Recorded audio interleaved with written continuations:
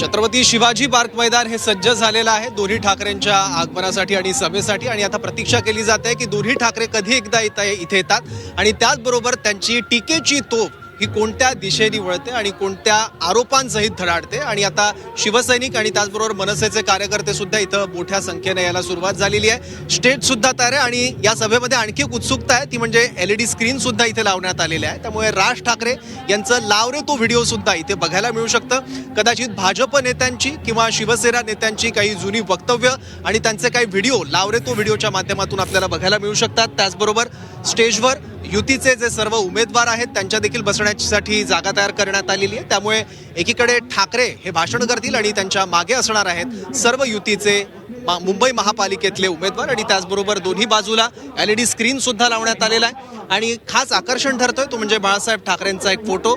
एका बाजूला उद्धव ठाकरे आहेत, एका बाजूला राज ठाकरे आहेत। प्रत्यक्षात हे चित्र पाहण्यासाठी अनेक वर्ष काही मनसे कार्यकर्ते शिवसैनिकांनी प्रयत्न केलेले होते आणि मुंबईत पहिल्यांदाच पहिली राजकीय सभा दोन्ही ठाकरे बंधूंची होणार आहे। दोन्ही पक्षांचे कार्यकर्ते आलेले आहेत ज्यांनी या क्षणाचं स्वप्न अनेक वर्ष बघितलेलं होतं आणि ती युती प्रत्यक्षात या महापालिकेत साकार झालेली आहे आणि दोन्ही ठाकरेंना मुंबईत एकत्र बघायला मिळणार आहे पहिल्यांदा एका राजकीय सभेत।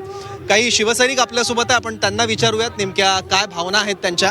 दोन्ही ठाकरे एकत्र आलेले आहेत, काय भावना आहेत तुमच्या?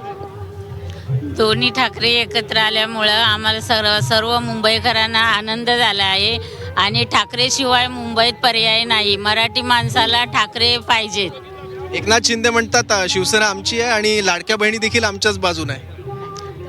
कोणीही असं बोललं तर शिवसेना त्यांची होऊ शकत नाही ना। शिवसेना खरी शिवसेना बाळासाहेबांची शिवसेना, उद्धव साहेबांची शिवसेना आहे।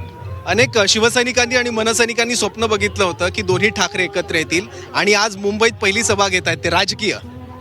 हा एक क्षण वेगळाच आहे आणि त्या क्षणाची वाट बघत होते, ती वेळ आलेली आहे आणि आम्हाला म्हणजे सगळ्या आहे ना बरं वाटलंय की हे दोघे जण एकत्र आले आहेत म्हणून। तुम्हाला काय वाटतं काकू? आम्हाला तर खूप बरं वाटलं। आम्हाला वाटतं की समोरच्याला ना पाण्यात बुडून मारावं। का एवढा राग का? एवढाच राग येत आहे, त्याच्याकडनं खरलाय ना त्याच्यावर उलटी करून गेलाय।